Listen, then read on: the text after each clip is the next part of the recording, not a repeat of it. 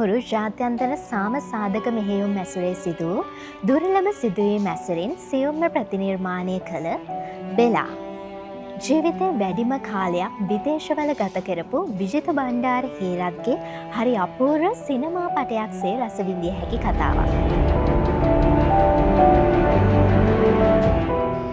මේ පොත ඇත්ත වශයෙන්ම මගේ තරුණ කාලයේ විදේශ අත්දැකීමක් තමයි පදනම් වෙලා තියෙන්නේ.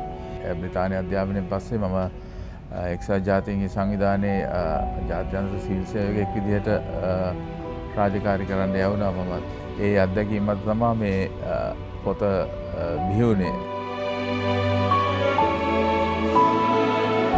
තමල් ඔයා නෝටිස් කළා තියෙනවද බෝල් රූම් ඩාන්සිං වල පිරිමියාට ඕනේ විදිහට තමයි ගැහැණිය හරවන්නේ කරකවන්නේ. එහෙම තමයි දෙවියන් මේ ලෝකය මවලා තියෙන්නේ. දෙවියන් වහන්සේත් පිරිමියෙක්නේ. පිරිමි නඩයිද ගැහැණුන්ට ඕනේ විදිහට. මේ නවකතාව පුරාවට වගේම පොතේ පිටු කවරේ තියෙන විදේශ බව. ඒ කියන්නේ විදේශීය නුහුරු නුපුරුදු බව. මේ කතාව තුළ ඇතැම් සංවාද පවා විදේශීය භාෂාවලින්ම ලියලා තියෙන්නේ ඒ හැඟීම පාඨකයාට ඒ අයුරින්ම දනවන්න. විදේශ සාම මෙහෙයුම් වල තියෙන ඒ බිහිසුණු බවයි අතරින් යන රොමාන්ටික කතාවක් තමයි මෙතන තියෙන්නේ. මේකේ සෑහෙන කරුණු සත්‍යයි.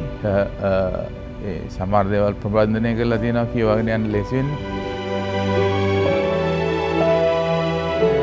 කතාව කියවන මුල් පරිච්ඡේදයේදීම ඔබ මේ දුර්ලභ විදේශීය අත්දැකීම රස විඳින අතරේම ඔබට මෙහි ඉන්න පිලිපීන ජාතික කාන්තාවගෙන් සාස්තරයක් අහන්න සිද්ධ වේවි. කතාවේ ඇතැම් තැනක මේ එක්සත් ජාතීන්ගේ සමාජික තමල් සෙනරත් සමග ඔබ ශ්‍රී ලාංකිකයෙකු වීමේ අභිමානයක්, ත්‍රස්තවාදයේ රුදුරු බවත් ලොව බරපතල දේශපාලන වෙනසක් අත්විඳීවි. ඒ වගේම තමල්ට මේ මූණ දෙන්න සිදුවෙන ගින්ගෙඩි යෝගයට පින් සිද්ධ වෙන්න ඔබ මේ කෘතිය එක හුස්මට කියවලා ඉවර කරයි. ලොව කෙතරම් පුළුල්ද? වෘත්තීයව අප ජාතීන් 50ක් සමග කටයුතු කරනවා. ඒ වගේම අපි බොහෝ රටවලට ගොස් තිබෙනවා. දිවයිනකින් ඔප්පෙහි ලොවේ සුවිසල් බව හා ආකර්ශනීය විවිධත්වය මට කෙමෙන් වැටහෙන්න ගත්තේ මේ කාලයේදී. මම කෙමෙන් මගේ ගම පෘථුවිය බවත් ඒ සියලු දෙනාම එකම ගම්වාසීන් බවත් අපට ඕනේ නම් ඒ විවෘත බවට භාෂා, දේශ සීමා හෝ ආගම් කලවම් කරගෙන පටු කරගත හැකි බවත් මට පෙනෙන්න ගත්තා. පටු වුණොත් එහි හානිය මටමයි බව තේරෙන්න මට වැඩි කාලයක් ගියේ නැහැ. මගේ මේ ඇතුළේ වෙනස්කම් බොහෝමයකට හේතුව බෙලා බව ඇය දන්නේ නැතිව ඇති. ඒ පිළිබඳ මා ඇයට සදා ණය ගැති.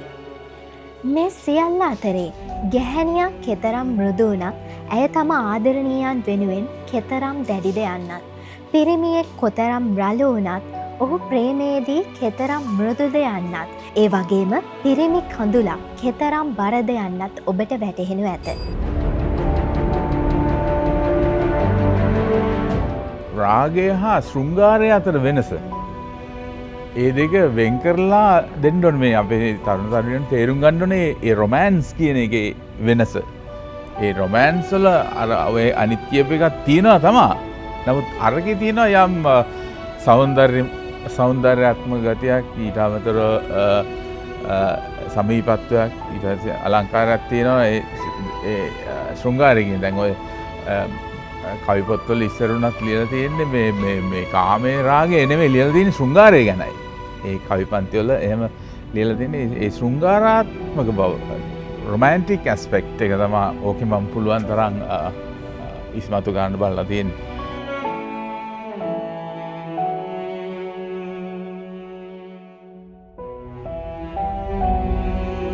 මේ පෘතුගීසි ශ්‍රී ලාංකික ප්‍රේමය ටිමෝරේ කියන ඈත රටේ සදාකාලිකව පවතිනු ඇත.